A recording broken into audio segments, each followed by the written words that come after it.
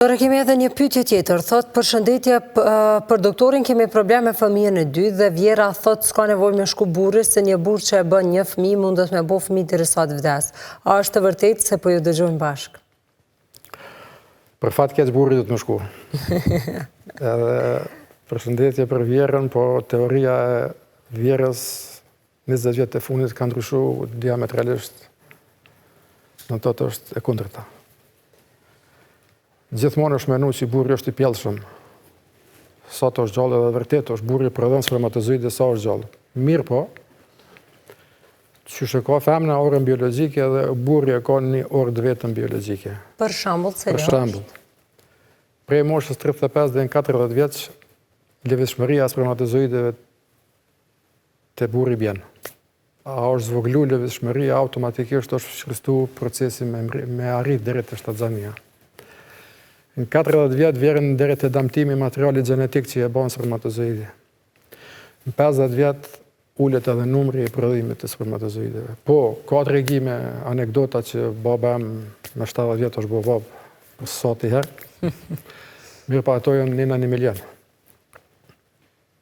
Shkenca thotë që këto punë duhet më kry pak më herët. Thot, mirëmëngjesi për doktorin, a du që kur një vetë s'kan fëmijë me shku te mjeku edhe burri dhe gruaja e jo njëherë veç gruaja? Jo, gjithsesi duhet shkojnë dy partnerët. Edhe jo trend, po është kërkesë e sotshme që kur trajtohet ky problem të dy partnerët të trajtohen ose të ekzaminohen të njëjtën kohë paralelisht. Do të thotë, a ka edhe kontrolla rutinore të andrologu, për shembull? Po në ditë sotshme unë çka shoh po vinë 3 cilë dojnë thjesht, të në doktorën du me ditë ku jam. Dojnë me dhonë një spermogram, me pa kualitetin e spermës që me ditë njëtën në të armën që ka me dho. Thot, pse burra në Kosovë kanë frikë me shku te mjeku për këtë çështje? Pjellshmëria e burrit psikologjikisht është diçka që mendohet që është e paprekshme.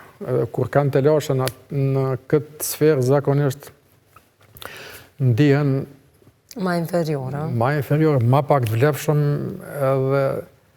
Në fakt, burrat nuk janë luftarak që janë gratë. Ka dorështë, kemi fat që grati kemi shumë luftarake edhe të forta të ndaj nuk dorëzohen kur për atë edhe këto probleme kanë zgjidhje. Se marrja e testosteronit nga jashtë ka efekt komplet kundërt me atë që e ka testosteronit që prodhohet nga vetë trupi. Që zakonisht i marrin kur ushtrojnë apo... Ata që shkojnë palestër. Thot, a bën me ditë nga doktori se si ndikojnë hormonet në fertilitet të burrat, sepse bashkëshorti ka probleme me hormone? Për me dhonë përgjigje sakt, duhet me ditë sakt çfarë çrregullimi ka. Normalisht që hormoni bazë ose themelor të një mashkull është testosteroni, qose është i çrregulluar prodhimi i këtij hormoni, normalisht që mund ketë edhe çrregullim në procesin e prodhimit të spermatozoideve. Po jemi të folë për testosteronin, cilin e prodhon vetë trupi që mos të kam keq kuptim që edhe mund me marrë dikush për jashtë testosteron. Se marrja testosteronit nga jashtë ka efekt komplet kundërt me atë që e ka testosteronit që prodhohet nga vetë trupi. Që zakonisht i marrin kur ushtrojnë apo... Ata që shkojnë palestër. Palestër. E që mund të bëhet dëm në trupin e tyre në këto raste? Në fakt, testosteronit që mirret për jashtë mund të përdoret edhe si një lloj kontracepcionit të meshkujt. Ashtu që përdoren tabletat të femrat, ashtu edhe të mashkulli mund të përdoret testosteroni në këtë funksion. Të në tëtë, e ndalë testisin në mos të prodhoj spermatozoide.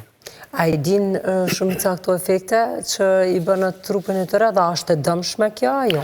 Kjo është e dëmshme, mirë, po jemi të jetu në shekullin 21, kur ma shumë qonë pesh dukja se qka do tjetër.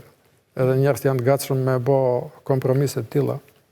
Të fryin muskujt? Me damtu, po duket mirë, duket, si i thojnë këta në Shqipni, i palestruar, dhe në thot ai që mirët me fytes, edhe pasojën nuk e mendon për në atë kohë. Pasojën fillon me mendu kur i vjen puna që nuk mund me bëf mi.